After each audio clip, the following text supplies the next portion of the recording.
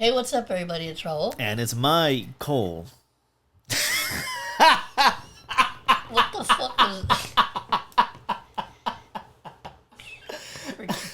Jesus Christ. Right. And this is episode 54 of the AO podcast. We'd like to welcome you back before we get into anything, as well as you already know. And they just clicked off the video. Links for everything is down in the description, as always. Make sure you subscribe right here on YouTube, and that way you can get notified whenever the videos drop.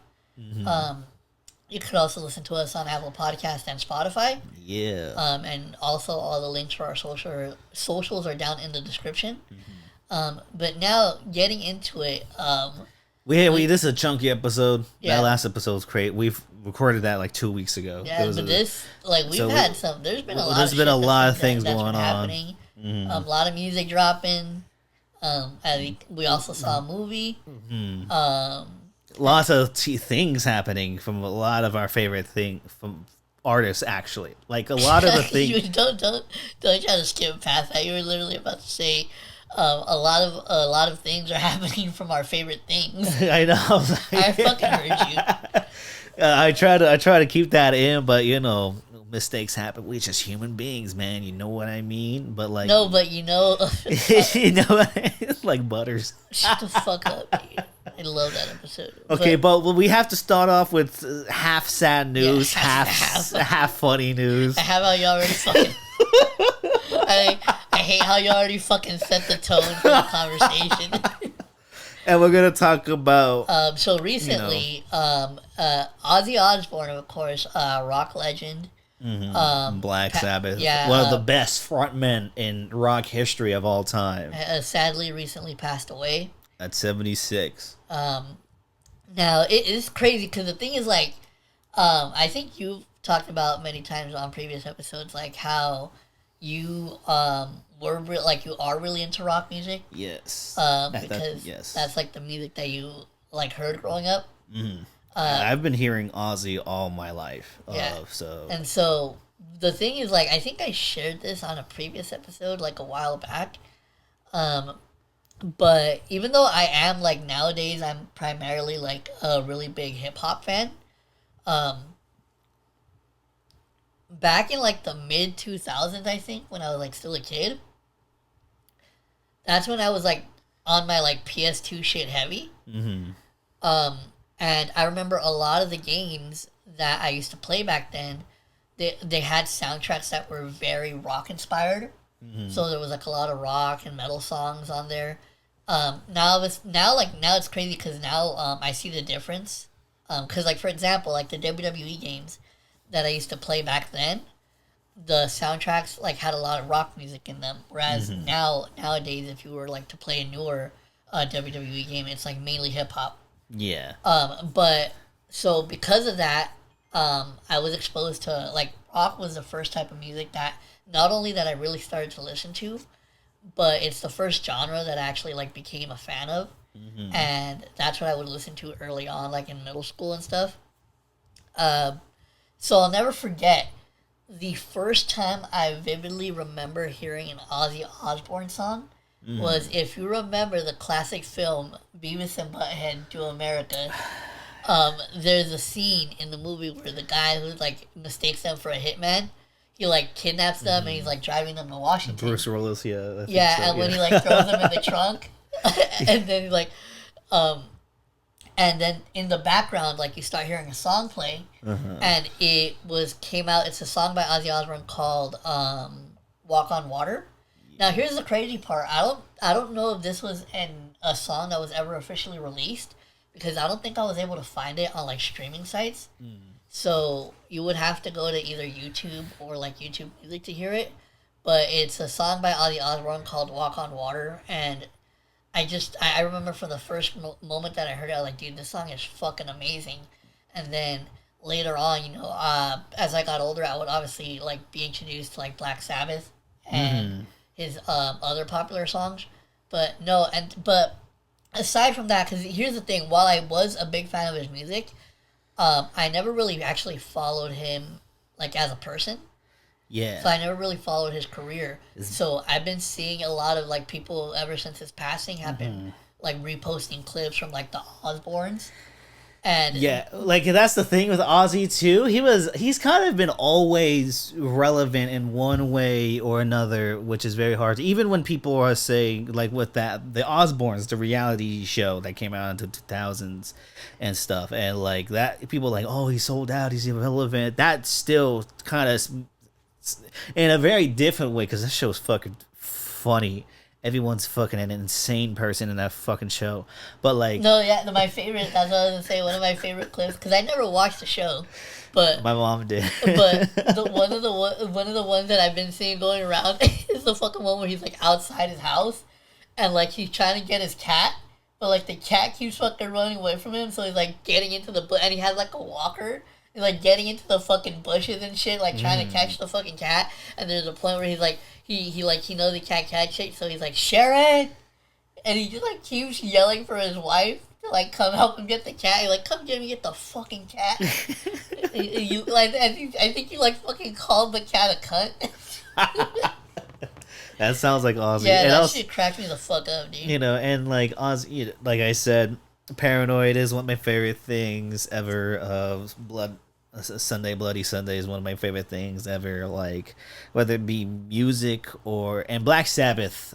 And I saw a stupid ass tweet going around that like, you know, like Ozzy Osbourne was like very overrated and stuff. But like Black Sabbath wouldn't have the impact it had without Ozzy Osbourne as that front man.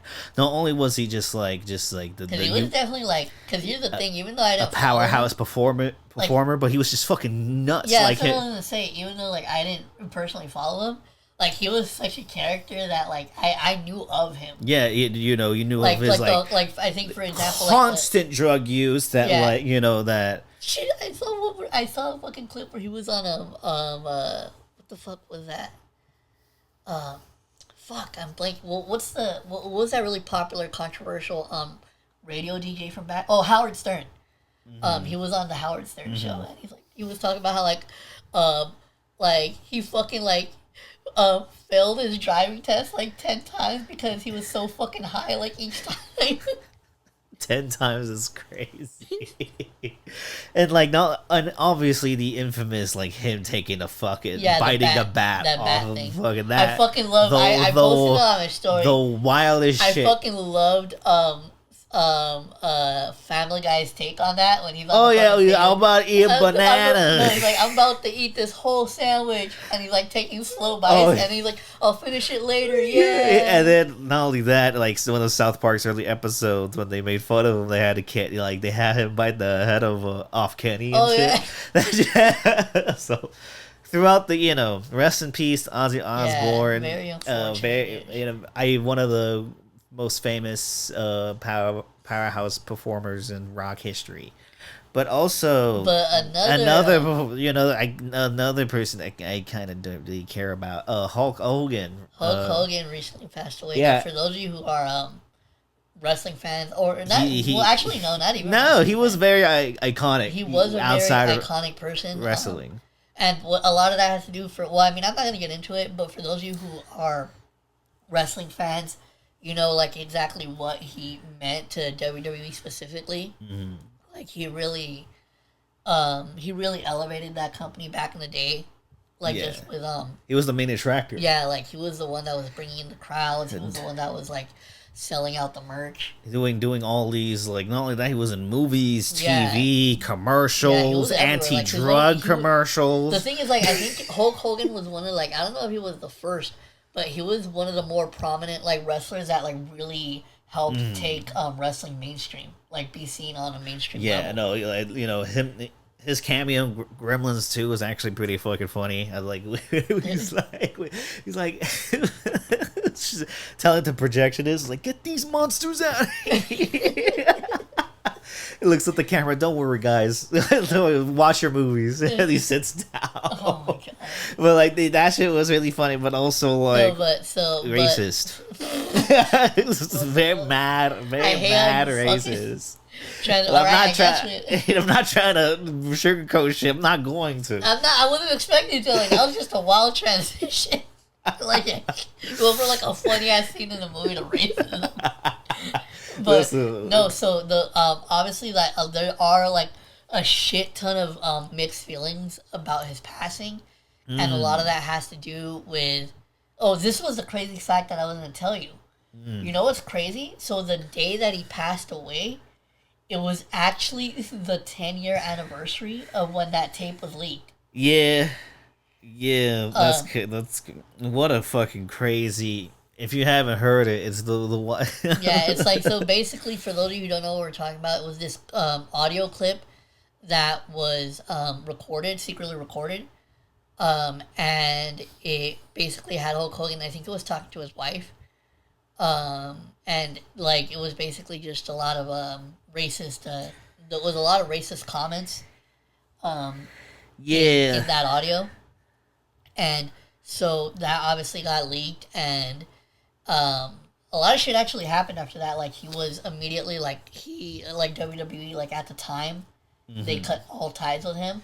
Yeah. They like took him off the website, all that good shit. Like when you would like watch certain programs on their streaming sites, like they would edit his stuff out. Yeah, that's a little crazy too. Yeah, but here's the thing, like I find that kind of funny because they brought him back later. Yeah. But you're like, we forgive you. Wait, dude. It was the 2000s. But this is the funniest shit, dude, that I've ever seen recently. So, like, of course, I am still a wrestling fan, and I still watch like WWE, and now I'm actually getting more into AEW, but that's another story.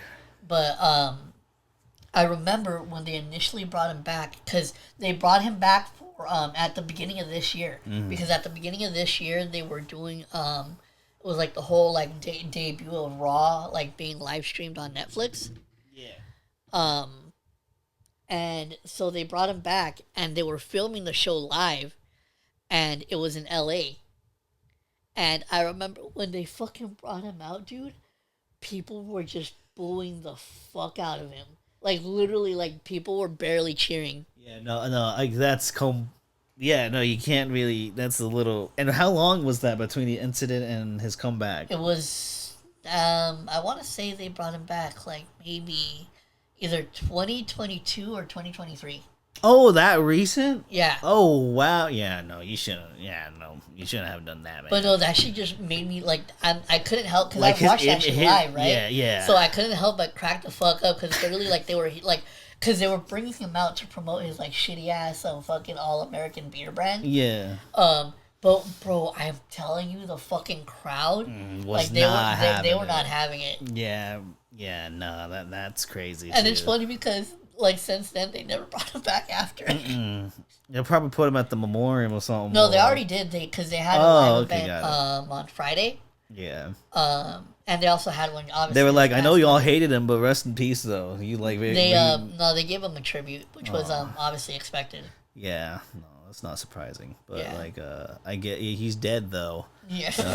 So yeah, rest in hope his family. Moving on to I just hope his family finds peace and is okay. And because I will say that I'm glad you brought that up and leave them alone, because the fucking jokes, bro, have been flying on they have been going nuts. Yeah. And the motherfuckers be like, you guys really do this to a dead person? I'm like, and it'd be the people that always make fun of dead people to be like, how can you say that about Hulk Hogan and shit? I'm like, no, fuck you. We're gonna do this because it's funny because he did a lot of shit. He did a lot of shit that's very anti-vaxxer as well and shit like that. I'm not gonna lie, some of those jokes are fucking hilarious. Yeah, they're really good. They're really good. So yeah, but no, hope his family finds peace. But like, we're gonna move on to other something shit. I give a shit. Something else that sounds dead. Something else that I give a shit. Actually, yeah, that's right. I keep forgetting because the whole fucking the sticks, I got my stick, my wonton or something. Oh, that fucking, this is the essential C. Yeah, something else that sounded fucking dead as shit. Yeah, this should stay dead. Talking about the I didn't want to talk about this, but I guess we're going. Because we talked about it. No, we don't. We don't have to talk about this. Mike, okay, let's talk about it. What are your thoughts? About the last one. What are your thoughts then? I think it's ass. That's all I think of. So, essentially, what happened? Don't be a bitch. Come on, have this conversation with me. But have this conversation with me. Okay, wait. So obviously you think it's ass. I think it's ass too. But did you have? We both see the booty. Did you? Did you have like any? Did this? What I will say then. Did this track remind you of anything when you heard it? It reminded me of which just reminds me of how like kind of lazy Drake is and like. But it doesn't remind you of a specific Drake sound from back in the day. It reminds me of like the Jamaican sound back in the day. Yeah, so that was the fucking. That's what I was gonna say when I heard. It's this like more live shit, you know. It's no, it fucking sounded like something that could have been on fucking Views, dude. Yeah, that too. I do enjoy Views though. I'm not gonna front. Because like this literally sounds like one dance and controller type shit. It's very reminiscent of those classic hits that he's trying to do, except he has a terrible feature on here. And like with the terrible thing too bars. Like him choosing to do the accent again for this song, it was a choice. Yeah, no, that's a crazy. I'm like, can you talk regular? Like none of these bars require the accent, you know, like you could just talk in your normal voice and it would have been way better. Like I think like Drake, like it would have been way better. Think about it, Drake is the one that does like this shit a lot. Yeah, like he's been doing this shit. For some reason he insists on fucking rapping in Spanish whenever he's like on a fucking song with Bad Bunny. It's like why the fuck do you gotta rap in Spanish? Yeah, fucking he'll be like, I think he's killing it, then he's just being like taco burrito, taco burrito. That's what it sounds like. It's just, I hate because he says lyrics. You reminded me of a stupid fucking Jennifer Lopez episode of South Park. Taco. I like tacos. Tacos and giving head to Ben Affleck. Bro, the fucking song that they came up with for the music. Like, you remember when I think it was like something like, like I gotta make a run for the border. I have a hunger that only tacos can stop. Yeah. Fucking Manny Trade. Okay, let's just we'll get to them eventually. But like, but no, yeah, dude, this literally sounded something like could have been on Views. Yes, and it's like, it just sounded really fucking dead to me. Like, it sounds. He sounded tired. Yeah, it sounded like it's just like him attempting to like try to make a hit, but like it's I don't know. It's just it really feels like. The only word I could really think of is like it feels really effortless on Drake's part, but not in a positive way. Like he's actually fucking being lazy, you know, and he's just putting out shit and you're trying to get traction because like the thing that I will say, I don't know about you because you heard the previous track, right? Yes. I don't know about you, but I actually think sonically. Because obviously what he was talking about on that track was some BS. Mm-hmm. But sonically, I actually like the first track a lot better than I like this one. Yeah, I agree with you there. I think that first track is like okay. I think the lyrics are pure fucking anal fart, and then it's just like this one is just like okay, it sounds like fucking anal fart, a fucking anus doo doo, fucking sonically and lyrically. Like I fucking like, don't. Imagine there was some condition where you had to go to the doctor and we're like, he's like I'm sorry, sir, you got anal fart. He's like, sorry, sir, you got anal fart. You know, it's like we have multiple holes actually come out with the air. We like a little socket for the shower. Okay, we're talking about. That's speaking of multiple asses, that's how I feel about this. It's like just an anal fart, you know. It's like a spring of just like you know with different holes with the farts coming out. You see the gas. That's how I feel about this fucking album. Yeah, multiple. You tell me to bring in the conversation. I'll bring it in a conversation in my way. Multiple asses like Dr. Mephisto. You better get that fucking reference. You don't get the fucking reference. Jesus Christ, right? We're gonna be talking about South Park. How did you not get that fucking reference? You never watched the earlier season? No, I played the games. Yeah, I played I didn't play the games. I watched the games. I was because I'm trying to think of like because I'm fucking in my literature bag right now. I thought of Mephisto like the fucking movie about the dude trying to appease the German Third Reich. I'm like, when you said South Park, I don't know. I was like, get the German shit out of my head. I said Dr. Mephisto with multiple asses. So you connected like German shit and Nazi shit with like multiple asses. I mean, Germans also are into that shit fart doo-doo things, also portrayed in South Park really funnily. So yeah. Oh my god! That was one of. I was trying to think of like, don't think of the Hungarian German. Don't think of the Hungarian German. I wish you would have said it though, because that would have been fucking funny. That would have been your guess. Like wasn't it the guy who was fucking Hungarian? It was like trying to piece the Third Reich without trying to get killed, but like it's also a dilemma.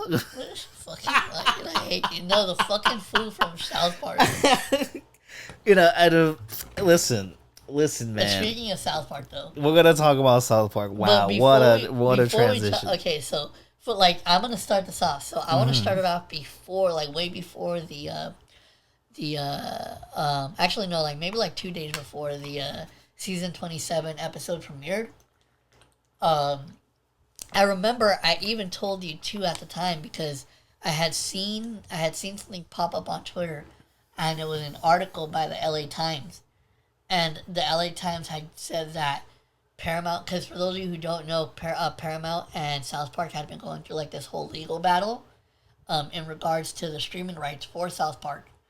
And they finally reached an agreement, and South Park legit got paid out $1.5 billion by Paramount to make Paramount Plus the exclusive streaming home of South Park. Yeah. And I believe the deal is for 5 seasons, and it's gonna be 10 episodes a season. Yeah. So keep that in mind. Matt Stone and Trey Parker got one of the craziest fucking deals I've ever seen, especially for an animated show. And what ended up happening is, so the season 27 first episode premieres. Yeah, couple days after they sealed the deal with Paramount. Yeah, after getting paid a $1.5 billion, that's just fucking for insane. 5 seasons, and then they if you would have asked asked me back then, I never would have fucking imagined that South Park would be literally worth $1 billion. No, it's it's in Pokemon realms now. It's in that fucking this IP, which is a little crazy to think about because at least with Pokemon or something like that, it's available for everybody in every age possible. This is not for kids. It's not for kids, but they're gonna spend it spend this money on it's a fucking Marvel franchise. But bro, couple days later, and also more context, CBS and Paramount been doing some lawsuit settlement shit with this Trump. Is what happened. So the Paramount was having potentially hoping to have a merger with this company called Skydance. Yes.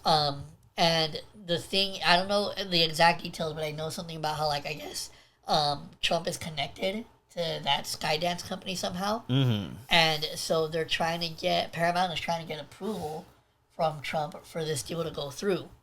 And so one of Paramount's highest rated late night talk shows. Mm-hmm. The highest rated the Colbert late night Report. talk show. Very unfunny show, by the way. I don't think it's fucking good at all, but go on. But yeah, no, but so I don't fucking watch it either. But so the Colbert Report. But so yeah, that was one of their most popular late night talk shows, obviously hosted by Stephen Colbert, who's heavily critical of Trump. Yeah, every week. Who was heavily critical of Trump, and so recently, Paramount announced that after this season, that the Colbert Show is not going to be coming back. specifically after the episode aired where Colbert called Paramount on their bullshit and the settlement between them, Skydance, and Trump.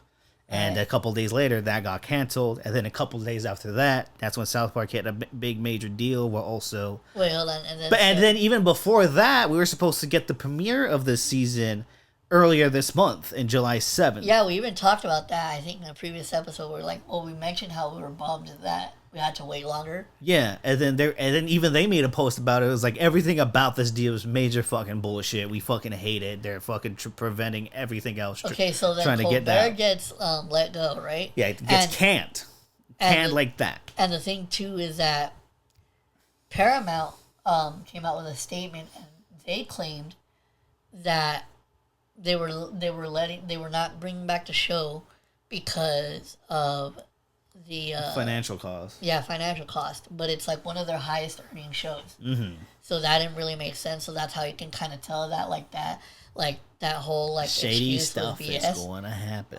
But then we fast forward to obviously South Park sealing that major fucking deal, and then a couple days later, that's when the episode dropped. Yeah, then we finally get the first episode of the 27th season. And yeah, no, they did. This is considered now one of the most, if not, which is crazy, if not the most controversial South Park episode to be aired.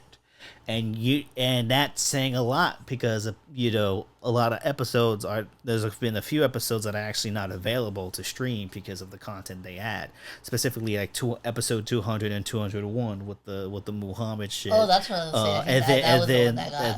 And then the 2006 Scientology one too. That's not available. Oh wait, real quick, not to get sidetracked, but now that you brought that shit up, I don't know if you saw, but recently, I guess the son of the guy who used to do the voice of Chef, he recently came out, and he basically came out with a post and was talking about how he wanted to set the record straight on what happened when his dad left South Park. Yeah, and because he had a stroke, and the Scientology lawyers were talking for him. Yeah, so essentially because I remember at the time when it first happened, people thought that he just kind of quit. And they made it seem like it was because he had a problem with the Scientology episode that they did. Yeah. But the reality is that, he had a stroke. He wasn't able to speak for himself. So the people from Scientology, took it upon themselves to quit the show for him.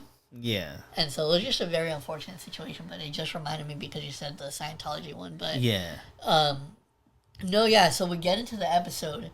And it starts with Cartman talking about how he's complaining because NPR is canceled. The president canceled NPR. He's talking about how much he loves it because it's the place where liberals cry about the world the most, and he loves that. He said the shit about the crying Mexican rapper. Oh yeah, and then he's all getting, and then you see the whole school's numb to shit. Yeah, now. and then later on he's like, oh, maybe PC Principal's gonna fucking do some shit. They have a rally. And I guess an assembly. An assembly, and it turns out he's gonna PC Principal is gonna be called Power Christian Principal from now on.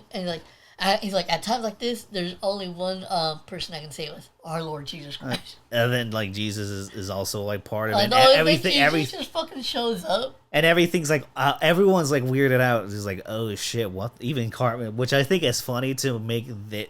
It could easily have been Kyle or Stan to be the ones to be hey, this isn't right.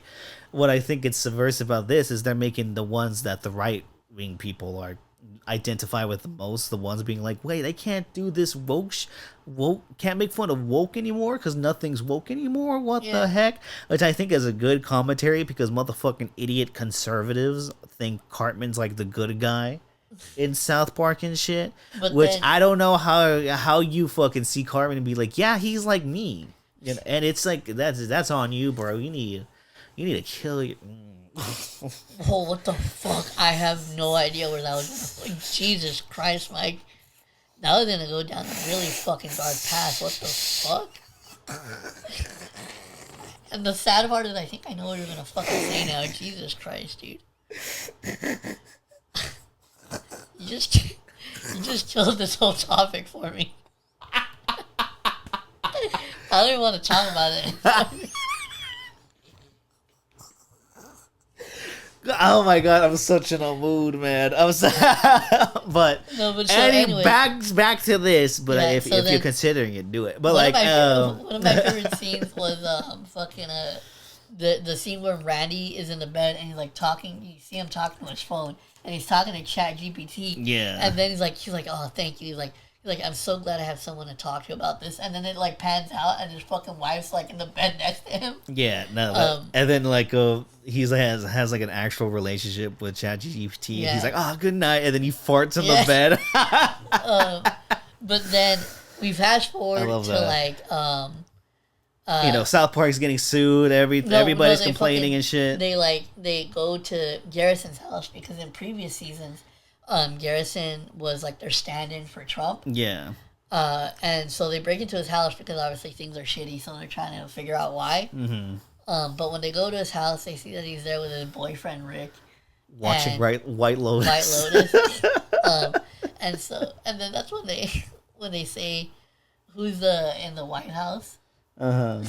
I can't say it, but you've seen the that R-worded F-word. Yeah. In the White House, which I think they're really like just letting it loose of like just calling him those two specific words, which I think is hilarious. And then so we fast forward to the fucking White House, and then we see the Prime Minister of Canada come in. Yeah. They're like complaining about tariffs. Yeah. And then when he's like, he's like, why are you acting like a tin pot dictator from the dictator? Middle East. And then when he fucking turns around, it's the actual fucking Trump head on the body. Yeah.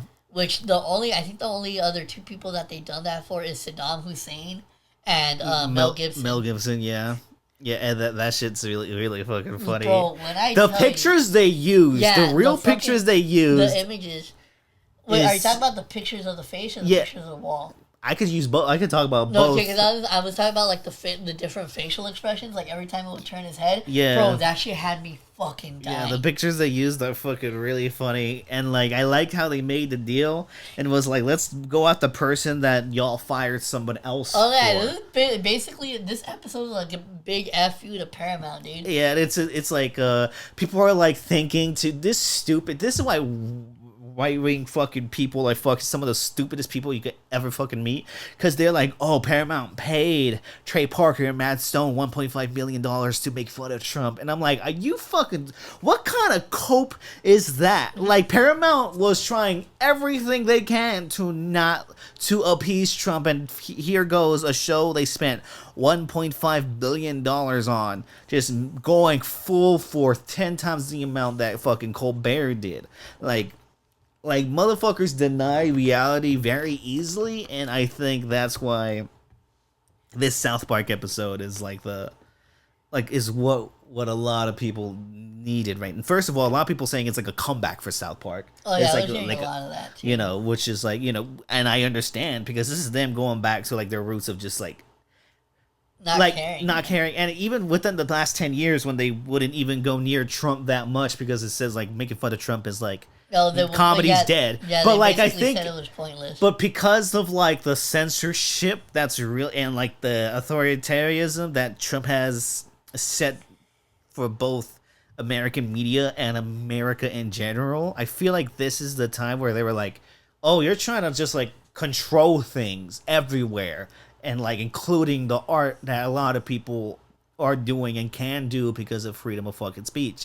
Hell fucking no. We're pissed off now. We're gonna get a whole bunch of money and then fucking make fun of you until we fucking stop thinking it's funny. And the fact they went the childish route where they're always showing his small penis, like from the beginning, like he's like, hey, why is my penis so small? He was like, this is the picture you sent us.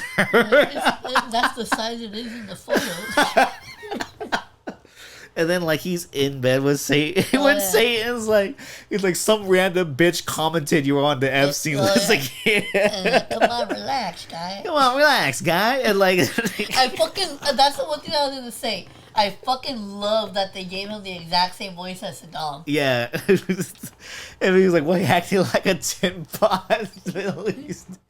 And then He's like, you don't want me to... Oh, in the beginning when he's talking to the Canadian dictator, he's like, you don't want me to bomb you like I bombed Iraq, right? And he's like, I thought you bombed Iran. He's like, I ran Iraq. What the hell's the difference? Literally how many Americans fucking think. We literally know Trump supporters that are like, what's the difference? I'm like, entire fucking cultures are completely different. They're just neighbors. It's funny because it'd be like more the Latino things, and I'm like, you can't be the one talking about being confused with the neighbors. Like, you and the 10 people that live next to you all look the same. Chill out. All of you got the same 3 names, just like twisted. It's Jose, Luis, Domingo, Luis, Jose. You know, so it's Luis Domingo sounds like a fucking character from a movie. That sounds like a South Park. You know what it reminds me of? Kim Possible, where it's like Senor Senior Senior and Senor Senior Junior. Oh my fucking god! I just remember because I didn't watch that show that much, but I fucking forgot about that. What the fuck was that? I believe they actually let that shit. That shit is the funniest shit I've ever seen. I'm glad they got away with it. And you know, a bunch of white guys who was like, how do we name these only Hispanic villains? Senor, Senior, Senior, Senior. Because it's real. You got motherfucker, like a father named fucking Carlos and has 10 kids with different women because he's a deadbeat dad, and all the first son's names are fucking Carlos. Okay, we got way off track over here. We're just spreading knowledge and culture here that we know, that we're aware of. You're a fucking dumbass. Fucking Domingo, dude. I fucking hate you. I don't think I said that one. I think you said. You fucking said Luis Domingo. You said Domingo twice. Shut the fuck up trying to put that shit on me. Luis Domingo's really funny. But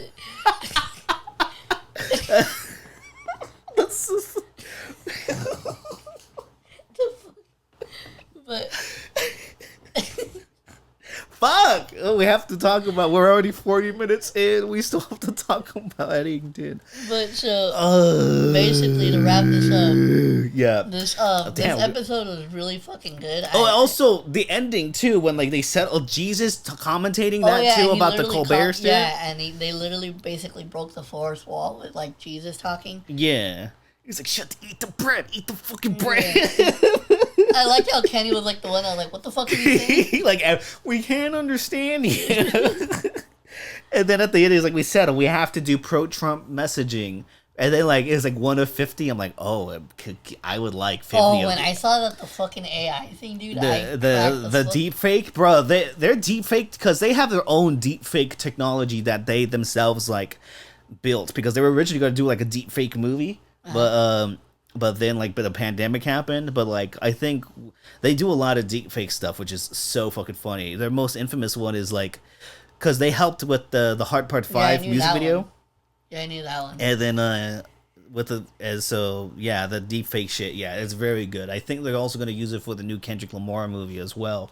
So I want to see what the fuck that's going to be about. Yeah. But then, like, the ending, like, the penis comes out. Oh, yeah. It's like, I'm Donald Trump, and I approve this bitch. He's like Donald Trump. His penis is teeny tiny. His love for America is large. And then apparently in the Comic-Con panel that happened the next fucking day, they said they had like an argument with the censors about like whether they wanted to show the penis, but like the Paramount censors are like, we can't show the penis. And they're like, what if we put eyes on it, on like most of the tip? And they're like, yeah, that's good actually. So they were able. They always like the battles with the censors brings out more creative. Like, oh, we can't do this. Put eyes on the tip? They're like that. The way they use their smarts and like their creative paths of like when blocks happen is so fucking funny. But I think this episode is just, like a lot of people have been saying, going back to the roots harder than ever at both the company that gave him the money and the president of the United States, who is like a little fucking bitch. He is the Drake of politics. So, Yeah. So I cannot wait to see what happens. I really I'm curious. Bro, they're making fun of that one weird looking dude, Charlie Cook. That's do you know what the fuck that is? He's like a very prominent right wing political commentator who's very close with like the Trump party and stuff. Like he was one of the people. He was like, we should just trust the government and think that the Epstein list was a fake. You know, he was like, the Epstein, if they said it's true, then it's true. Like a very bootlicking motherfucker.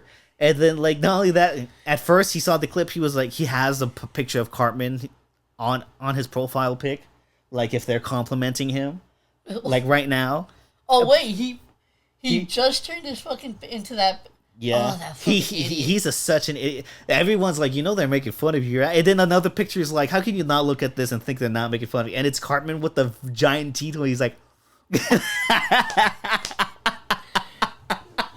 no, yes, I cannot. Right, Ringo's are fucking stupid. I cannot wait to see what South Park does next. Yeah. But now moving on. So to another controversial kind of movie that tackles a lot of things in it.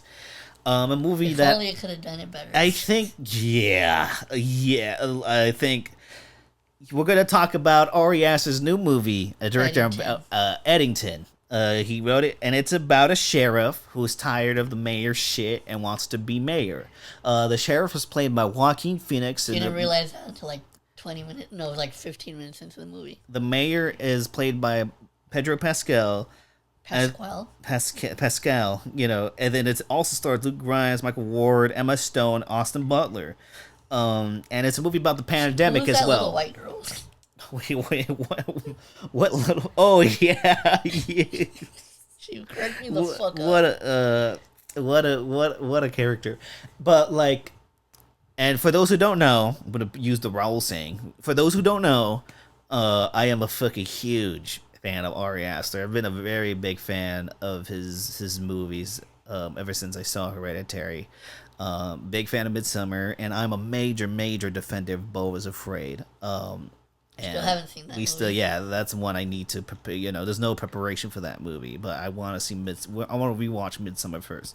But you're also like you have mixed feelings about him because he makes you feel things you don't want to feel. Yeah. So the first one, I feel like the first one. Hereditary. I feel like the reason why I was able to like that one a little bit more than I do like with Midsommar was because Hereditary felt like a more like kind of not standard because obviously he did it in his own unique way, but it felt like a more standard like cult / possession type of movie. Yeah. Whereas like Midsommar, I don't know what the fuck that is. It's a breakup movie. How? They break up. So then he did right. He did. So then how does like people fucking and then in a circle of naked other people getting their ass like the dude literally getting ass assist from the back? How does that equate to a breakup? Out of context is crazy. How does that equate? Like I don't know how that like the whole movie's about dysfunctional relationships. And like about like how is that what the pube and the drink is supposed to? Yes, it's a love potion. It says right there for you. The movie's not subtle. I don't know. I have feelings about it. And we will rewatch it. Try to rewatch it as soon as we can. We're a little busy, but we'll try to rewatch it and try to actually do an in-depth review of it. But I used to not be a fan of that movie, but have grown to be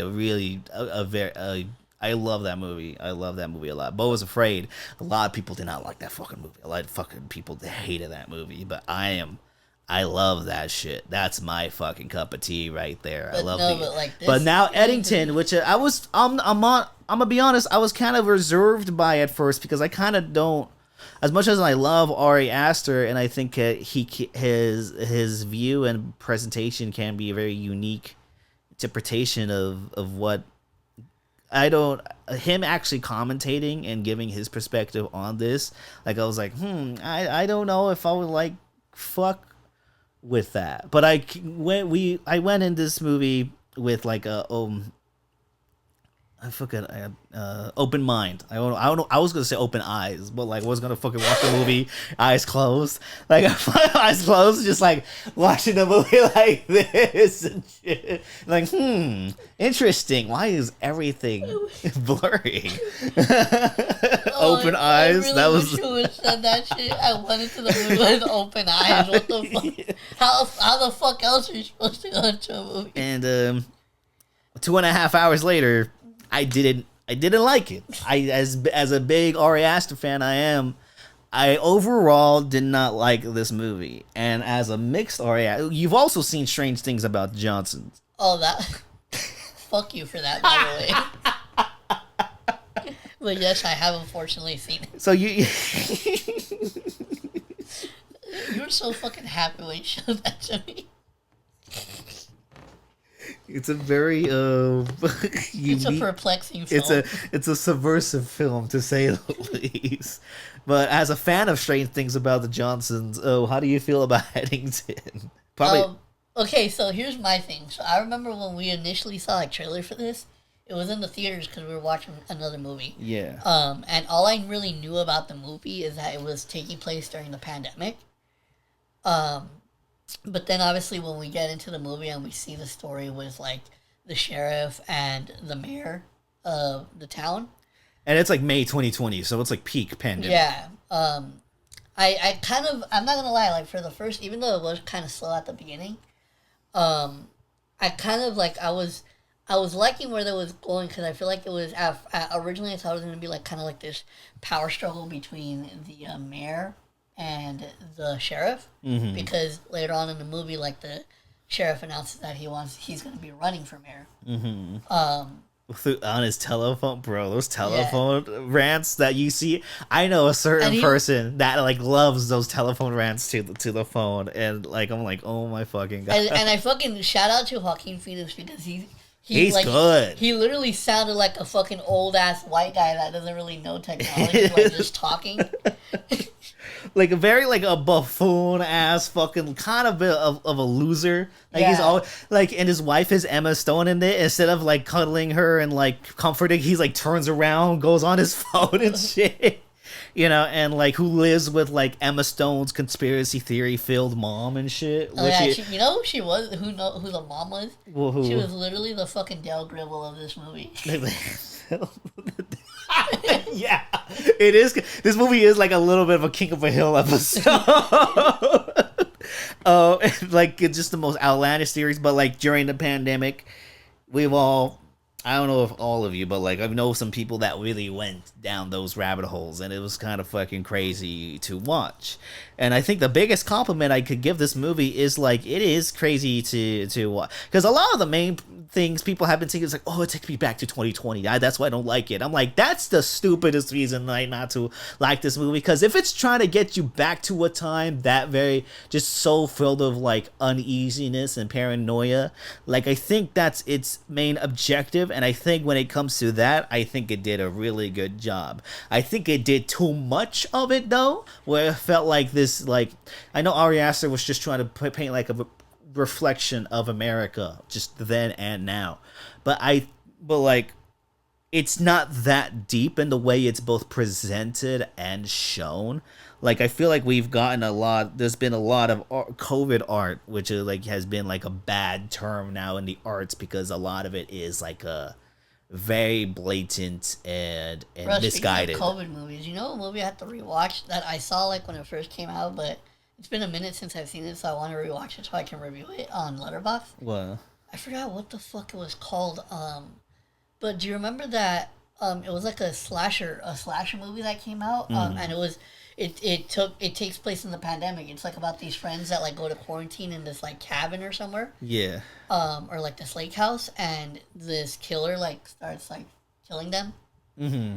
I just remember that it was like a big deal because it was like a pandemic slasher movie. Yeah, no. I just can't remember what it was called, but I had to rewatch that. But anyways, so my opinion about this movie is, I thought there was a lot of fucking funny scenes in this movie. Yes. And for like there are major highlights within this fucking movie. Like I was gonna say, like I said at the beginning, even though it was slow, I kind of was liking like where the movie was going, but then once we started to get like spoilers, by the way, yeah, where even though no one's seen this fucking movie, spoilers, by the way, we were like the only few people in the theater. We were actually the only ones laughing. Oh yeah, we were legit the only ones fucking laughing. And we didn't even like the movie. But we were the ones because like there's a lot of funny shit. Like I don't think this is like a very terrible bad movie. But I think it's a fucking mess. No, but so I was gonna say like towards the end. That's when like the movie starts losing me a bit, and so that's when I even told you like as soon as that fucking movie ended, I literally like I think you asked me like, oh, so what did you think? And I don't know what the fuck. You know, like that just takes a whole left turn. But I do have some opinions on that as well. But I think it's funny. I think my main problem with this movie, I think it's too long. I think and I usually love long movies, and I love people have shat on Beau Was Afraid for being 3 hours long. I think it could have gone longer. Same with Midsummer. But like this movie, I think for like a straight cold cut satire, I think this could have been way more shorter, because I think it's trying to both like be like a cold satire that's very depressing of America, but it's still like empathetic and brings in the dramas of the characters, which I think is fine. I actually think that's very unique, and that was actually one of my least favorite parts of it is like but it's also so necessary for Joaquin Phoenix's character of like how much of a deep dive his character goes and the journey he's on. I was gonna say, so one of like the things that really showed me like I think it was like a very subtle way of showing you like what type of person Joaquin Phoenix's character was. And oddly enough, it's also a super fucking funny scene. But it's the scene where right after he like does this event where he's like recording on his phone. He like basically like comes out with an accusation that the mayor like back in the day, what he did to his wife. Yeah, what like he like allegedly like assaulted his wife. And he comes out with that, and then like later on, like the wife comes out with her own statement, like saying that it wasn't true or whatever. So there's a scene where he goes to the mayor's house because I believe they got like a noise complaint or something. Yeah. And the mayor's having like a party, and he's walking in. And as he's walking in, all you fucking hear in the background is Firework by Katy Perry. And so it finally gets to the part where he, like, gets to the mayor and he, like, tells him about the music. And then so he, like, tries turning the music off. But then it's, like, when he starts walking away, the mayor turns her back on. So they do that for a bit. And then fucking Pedro Pascal just fucking slaps the shit out of Joaquin Phoenix like twice. Yeah. While as fucking Katy Perry is playing in the fucking background. And that shit lasted such a long, uncomfortable time, too. It was, like, kind of makes it more funny of how, like, much it kind of drags low-key. Like, how everyone's kind of, like, a bit of a loser. Like, but that's what I was going to say. It really shows you, like, that scene in particular, because, like, after that, Joaquin Phoenix just walks away. Yeah. I feel like that scene really did a great way of, like, subtly showing you that, the sheriff is, like, basically kind of spineless. Yeah. Because, like, the thing is, like, if it were any other, like, person, like, he could have just simply arrested the mayor and said, oh, like, you assaulted a police officer. Yeah. And he would have had reason to, like, lock him up. Yeah. But it's, like, you can tell that, like Joaquin Phoenix's character really isn't that type of guy.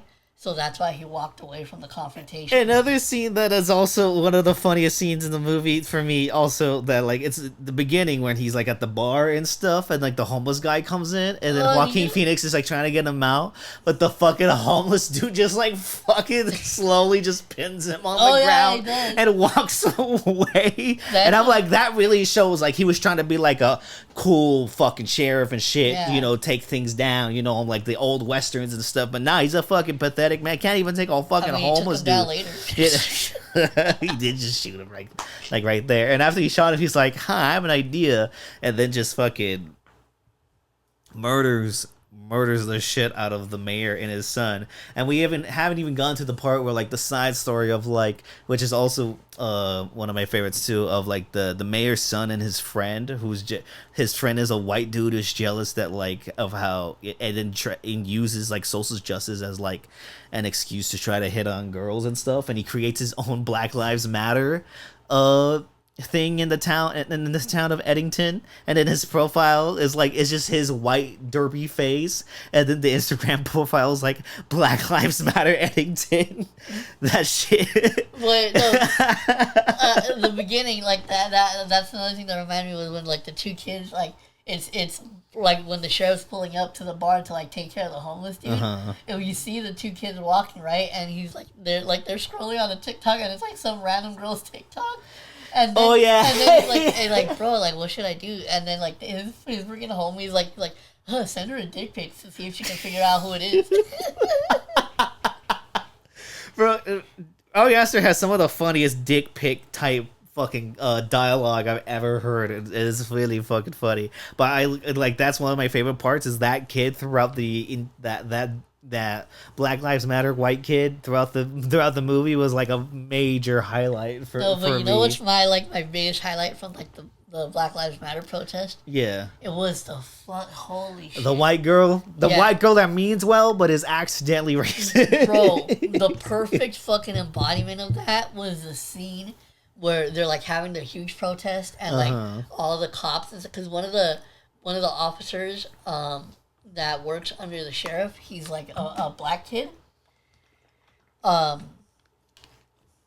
His name was Mike, right? Yeah, so Mike, and he's out there obviously like trying to calm down the protesters, and then this little fucking white girl that's like the head of the protest, she like is like basically talking to him, because it's later established that like they like know each other like outside of this situation. So she's like calling him by his first name, and the funniest thing to me, like the funniest like piece of dialogue from her that really showed like how her character means well, but at the same time she's just like super ignorant. Yeah, because like she's like telling him, she's like, oh, like she's like, how come you're not out here with us? Like, how come like. She's like, I know, when she was like, I know I've never experienced racism, but I know you have. and it's like, so the thing that it's interesting on that is like, obviously like in her mind, she's like standing up for like her, like what she believes is right. And she's like trying to like convince her friend to like be like alongside her, right? But unknowingly, what she doesn't realize is she's a white girl telling a black dude like what to do in the middle of like a giant crowd. Yeah, no, that's I think everything, because like here's the thing, I may not like him about this movie as much as his other movies. In fact, I kind of don't like it in general, but like I think there's a lot of things in it that I do like, and I think a lot of the stuff that is presented here, I kind of like basically agree with most of the things he's talking about and like the stances he takes in this movie. I just don't think everything meshes well. I think even as an Ari Aster fan, I think this is a very getting slapped to Katy Perry was just bloated. It's a very bloated it's so movie. Wild to me. But one of my favorites too is like when he's like promoting himself driving around the town and with stuff. The speakers? With the speakers Bro, and stuff. What? Bro. So in Mexico, when I would go visit, there's like a vans that used to drive by with the same speakers, but they'd be like selling bread and shit. Yeah. Oh yeah, bro. There's a fucking concha van in my fucking neighborhood. Shout out to the concha man. Those conchas are fucking delicious. They fucking are delicious. But like he's riding around promoting, and then like he argues with the kid, and the kid drives away, and then he says the F slur accidentally in the fucking mic. He's like, oh, fuck. Yeah. That shit had me fucking hollering. And then like when the white kid is explaining like Black Lives Matter to his white parents with the guns in the back, and he's like, you're the R word. You're fucking white. Yeah, like, are you R-worded? Like, because you're white. You know, and I'm like, are you R-worded? And then he comes in like one of his last scenes when he's like doing the speech at the memorial. He was like, I know I'm white and I shouldn't be talking on here, but I fucking have to. And we're fucking speaking on stolen land. He's like, I'm sitting on stolen land.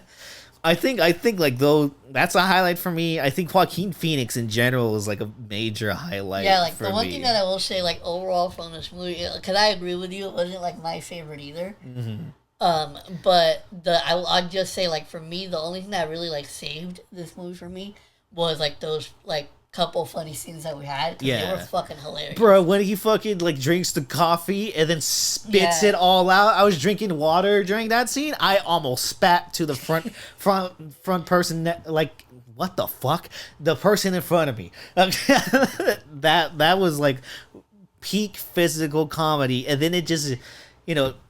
I think what it's trying to do, it's trying to be like a good ensemble piece. It's trying to be a good commentary on America. It's trying to be like a conspiracy thriller, while also trying to be a decent action movie too. Wait, who was the one that said that shit about the blacks and Mexicans? Oh yeah, the white cop. Those two cops are actually really funny as well. The white cop, he's like, yeah, but like, they're not racist? Like, yeah, they're racist. Mexicans and blacks, they hate each other. It's really like class and color. Bro. That shit had me hollering too, because and then when he's trying to when he's on the board writing down the stuff to do for the promotion, the white guy's like, yeah, we could use like Bitcoin and to have invest there's a lot of things like you think like me talking about all these things I did like in this movie, like you think I would like it more, but like the way it's paced, presented, and all the things that it's trying to do, I don't think it achieves it at anything. Like, I think it's a decent comedy, but I think the story is pretty, I agree with some of the stuff and I understand the commentary here, but I think it's just shown in such like a basic format that I didn't like really fuck with it that much. And and Ari Aster, he's a white man. We can't forget about that. His movies are very white, as much as I like them, and how some of them like relate to Mexican wise, but like they're very white movies. Like the epic. Yeah, like you're not making a Hereditary with Mexicans. Yeah, no. But like, you're definitely not making a Midsummer with Mexicans. Fuck that. Beau is Afraid is probably his most Mexican movie, but that's for other it's mommy issue stuff. Just give your fucking reading. But yeah, I think it's a mess, and I wished I liked it more. I'm trying to think. I think the overall commentary about like AI being in the background is like all this fighting one could do is like that he tries to do is like nothing kind of happened anyway, and like now like everything is getting even worse. That's like the whole lesson of the story. I think it's a fucking mess. I think there's many great things about it, but structurally I couldn't fuck with it. It's both just the story and structure, man. I can't fuck with it. 5 out of 10. I think for me, I think I ended up giving it a 3 out of 5 on Letterboxd. But now the more that I think about it, I think I might change that to like a 2.5. Yeah. I'm not really sure this is a movie that I would want to watch again. And I am going to watch again because I want to at least see Ari Aster movies twice. And I also didn't like Midsummer when it first came out, and I'm a very big fan of that movie. So who knows where the fuck? But I don't think this movie is gonna. At best, it might go up 1 rating. I might give it a 6 out of 10 later, but 5 out of 10 for now because I really. Your reviews like, yeah, you know what? Once I heard that F word twice, it really sentimented with me. Shout out to the slurs in this movie. I think. Okay. Let's just move on. Not. We're gonna see the next Ari Aster movie for sure, but like this one didn't hit. But shout out to the fact he was able to make this kind of movie right now, I think is commendable because it does seem like it's not holding back on anybody. I'll say that. So shout out to Ari to even like having the balls to like make like a very contemporary Western set in COVID and be a cynical commentary of the divided America that never gets better. So yeah. No, okay, so now moving on to some dope shit. Mm-hmm. So do you want to start off with the Freddie or do you want to start off with the Tyler? We'll start off with Tyler because that one came out as soon as we dropped, as soon as the Yeah. last episode dropped. Okay, so real quick, we're gonna be reviewing the new Tyler and Freddie album. Just real quick. Yeah, just a real quick. We're not gonna do it in depth because obviously we're already like however many minutes in to this episode, and like obviously it's 2 albums, so we're just really gonna just give our opinions and our highlights from the album. Yeah. And our overall thoughts. So, what are your overall thoughts on the Tyler album? The Tyler album, I really fuck with. That's been on repeat ever since it dropped. I think it's such a fun, quick album that you could listen to in the background while doing stuff, or even just put something out like while you're like partying with fam. Like I could actually put like a Tyler album out and like not have anybody just look at me weird and shit, you know. So it's like and my favorite songs are Sugar on My Tongue, Sucker Free, Stop Playing With Me, Ring Ring Ring, and I'll Take Care of You. I think but overall, if I had to give it a rating, I'll give it an 8 out of 10. Obviously, him doing this on tour during the Chromacopia tour is very amazing. The fact he was just like, fuck it, let's drop. I don't give a fuck. I just want to create and put it out, and that's it. I'm like, yeah, I think that's a main motivator. Very inspirational of just artists being like, I'm just gonna do it just because I fucking want to, you know. And yeah, I think it's a fun ass album, fun fucking album. Oh, album's called "Don't Tap the Glass," by the way. Yes. But so my opinion on this album when I first heard it, because here's the thing, so obviously you've been listening to Tyler like way longer than I have, but the one thing that I was kind of able to like an idea that I was able to grasp for this album before it even came out was when Tyler first announced it. It kind of got me thinking because it hasn't been that long since Chromacopia dropped. No. And so now that he's going to be dropping another album, I kind of had that same feeling that I had when Kendrick dropped GNX. I was like, I know this is not going to be like another deep and introspective album from Tyler. So it's like I was like expecting. I'm not gonna lie, because at first I was originally gonna be expecting like an album just filled with like nothing but like hip hop bangers. So I kind of felt that I was gonna go that route. But when I listened to the album, and I realized that it was more like an '80s sort of '90s inspired like dance album, I was like surprised by it, but I also did enjoy it. For what it was. I think the fact that he made it only 10 tracks was perfect. And so, yeah, I was pleasantly surprised by this album. But the thing that kind of surprised me the most is, like, I saw that some, it's like, there are some people that aren't really rocking with it. Because motherfuckers be lame. They don't want to dance. They don't want to, like, move their body. But I think my favorite thing that I told you about this album is, as I was listening to it, I literally text you and I was like, you know what? Listening to this album, this is legit, like, what the people that smoked what Pusha T and Malice used to sell. This is what they would go to the club and dance to. This is that Clips break, you know? This is that Clips break music, you know? And it's like, no, it's very fun. And you could put this album outside anywhere and it'll be a great time. Yeah, so I would give it an 8 out of 10. Yeah, I think I would give it an 8 out of 10 as well. And I think all the tracks that you named that were your favorite, I think pretty much my list is about the same. Yeah. But yeah, pretty good album. Yeah, now moving really on to the Freddie Gibbs and Alchemist, Alfredo 2. Yeah, no, and I was like, there's been like a lot of drops recently, so it's like, it was hard. So when this dropped, I was like, holy shit, okay.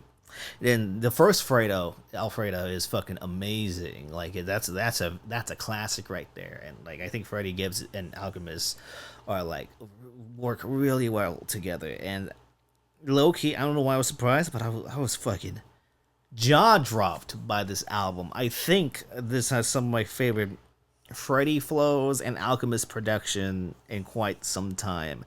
And I think the transitions, the samples, the orchestrate, like he's orchestrating Alchemist. He's not just producing, he's orchestrating. I think this is such a very amazing sounding album. I think the way it starts with 1995 is fucking sinister, and Enchilada featuring Anderson .Paak. It is one of my favorites. Yeah, that was a great feature. One of, if not my favorite tracks on this album. But like also Skinny Shook 2 with that beat is fucking nuts. Gold Feet featuring Jid, and then the way it ends with 1,000 Mountains. But like I love all these tracks. I really do. Like Lemon Pepper Steppers, I think is so fucking good as well. I think that beat's fucking hard as hell.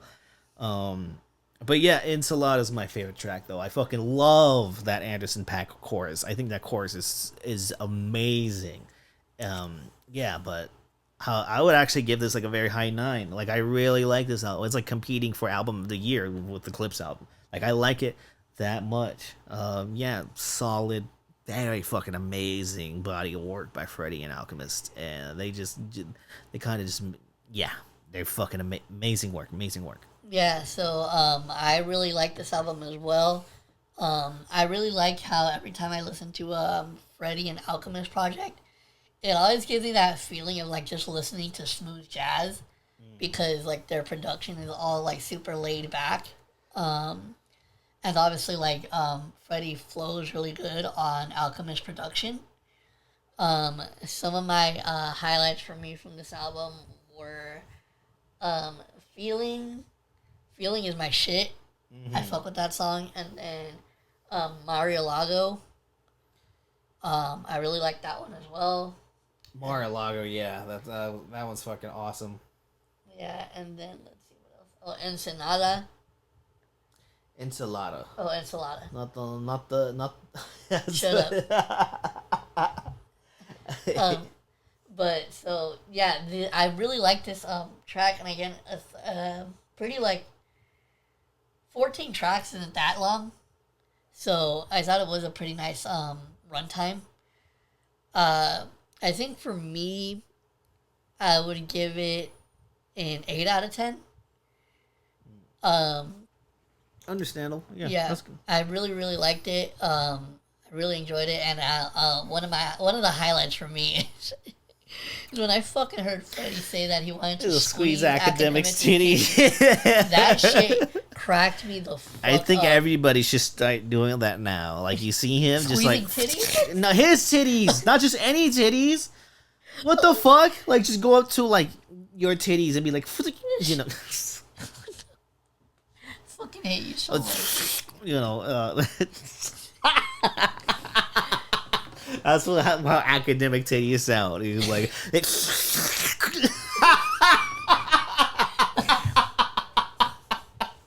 Jesus fucking Christ, right? I fucking hate the way you've derailed these conversations in this episode. I was a little chaotic today. I'm not gonna front. We should just go to recommend. I'm guessing that's the signal. Yeah. I'm guessing that's the signal. So 8 out of 10 for me. I really fucking enjoyed it. And I enjoyed the Tyler album as well. Yeah. But now, so what we're gonna be doing is, since we kind of got busy this month with everything that was going on and dropping, we did not get a chance to do an album for this month. So what we'll be doing is, for the next episode, we're actually going to be reviewing 2 albums, and that will be the makeup for this month, and obviously next month as well. Yes. So we're going to spin the wheel right now. By the way, this wheel's not like the trash album wheel anymore. It's just albums we picked out and going to put it. Originally, because the thing is, if you do go back to our older episodes, that was the original idea for this segment, was like to just listen to albums that we kind of knew were terrible to see how bad they were.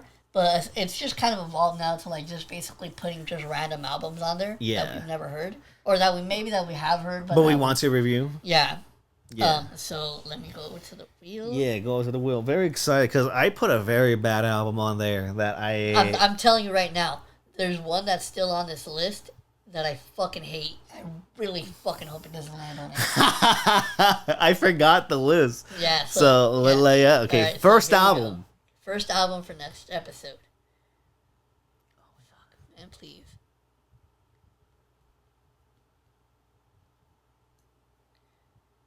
Okay, we're starting off nice. Oh, we're starting off with what are we starting off with? Okay, so this one is actually one that I'm super interested in, because I want to get your opinion on it because this is actually an album from an artist that I recently put on my recommendeds at the end of the at the end of the episode. If you remember, I recommended an artist by the name of. Shut up, dude. I fucking hate you so much today, dude. This episode is just me just saying some shit. Yeah, bro, that Domingo one. Yeah, that's fucking stupid. Sounds like a fucking South Park character. But no, so I recommended an artist by the name of Millie, and if you remember, I gave like her whole background. She's basically this. I think she's from Thailand. I want to say somewhere in Thailand. But she's a very interesting artist to me because she, I've heard different sounds from her, and I think that she's done a really good job, like in both areas. So she recently released her debut album titled Heavyweight, and I was very curious, and I put it on here because not only am I curious on like wanting to check it out, but I also want to get your opinion on it too. No problem. So that will be the first album that we'll be reviewing. Is Heavyweight. Not familiar with them, so yeah, is Heavyweight by the artist Millie. All right, cool. So now going on. Now we have to pick the next song, the next one. You know, so all right, exploring new artists. I'm very down for that. What's the next one? Oh my god! What? This one has been on here for a minute. Which one? The next album for the next episode is Heavyweights and is Heavyweights accompanied by I Am Not a Human Being by Lil Wayne. Oh fucking god! Oh my god! No, at least it'll be better than the album I recommended. Yeah, no, but that's funny because that Lil Wayne album had been on there for a minute. Is the Logic album still on there? Yeah, that's the one that I didn't want it to fucking land on, dude. I was literally praying, like, please no. At least it'll be Lil Wayne and not Logic. Yeah. So wow. Okay, we're gonna be reviewing those two albums then. That's kind of matchup. That's pretty solid. Yeah. All right, so Heavyweights and I Am Not a Human Being too. What fucking crazy. You know, Logic and MLT, I guess they gotta fucking wait and shit. Yeah. Oh my god, if we go to get those albums back to back, oh my god, that actually would be nightmarish. This episode will like fucking explode and just shit. You know, I was about to say something crazy. No, okay, so let's get to our recommended. Yeah. What shall I be recommending today? I really did not want that fucking Logic album. I hope we get it next one.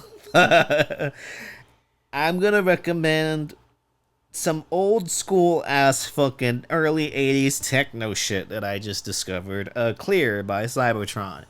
Just early 80s like fucking nightclub underground type of shit. You go in, it's dark, lights flash, you just hear this shit.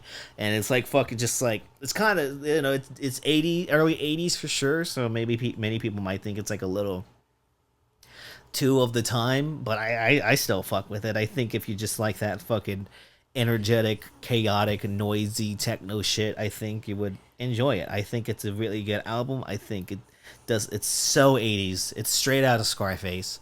Like, it's this type of shit, like, you go in the club, you see a bunch of people doing a whole bunch of drugs and shit.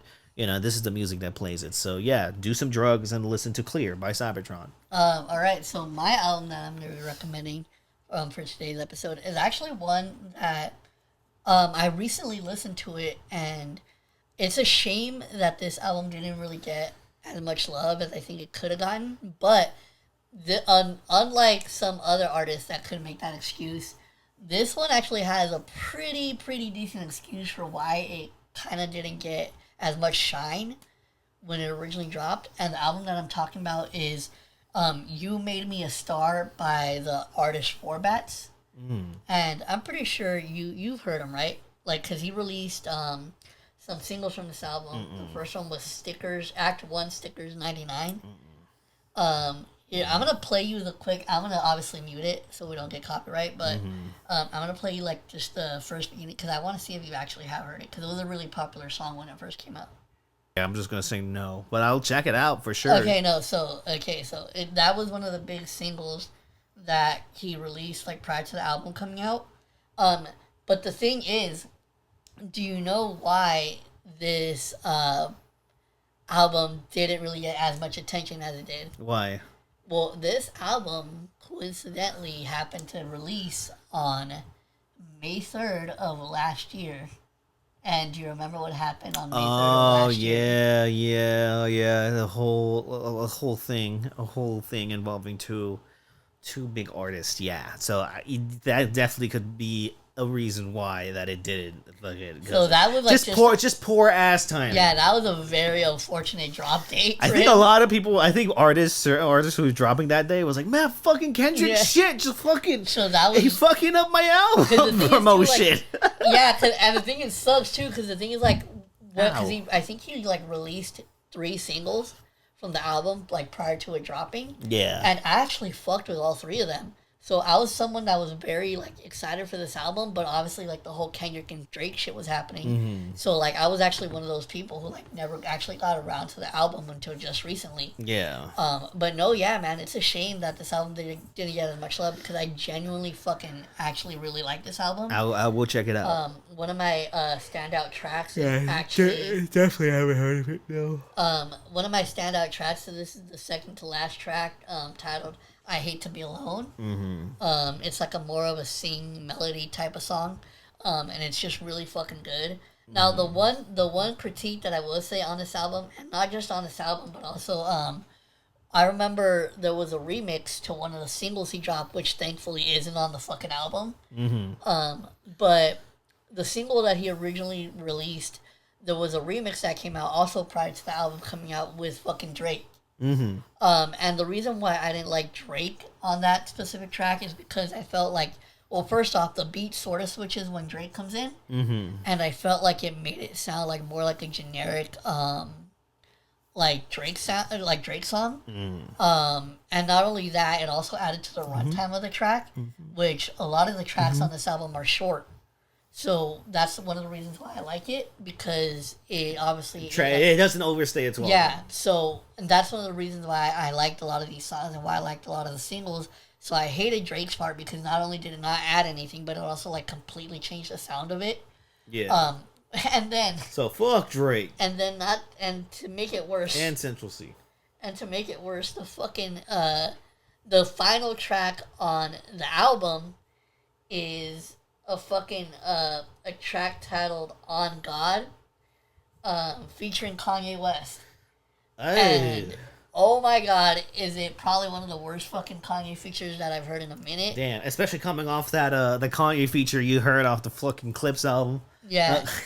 No, that was... Wait. That one's amazing, and then this one's like fucking trash. Wait, Kanye feature on the Clips album? No, the third one. The one with the dumbass? Oh, okay, yeah, I was about to say. No, yeah. Yeah, no. Imagine I just heard a completely different album than you. No, while we talk about it, and that'll be funny. Shut the fuck up. But no, yeah, so...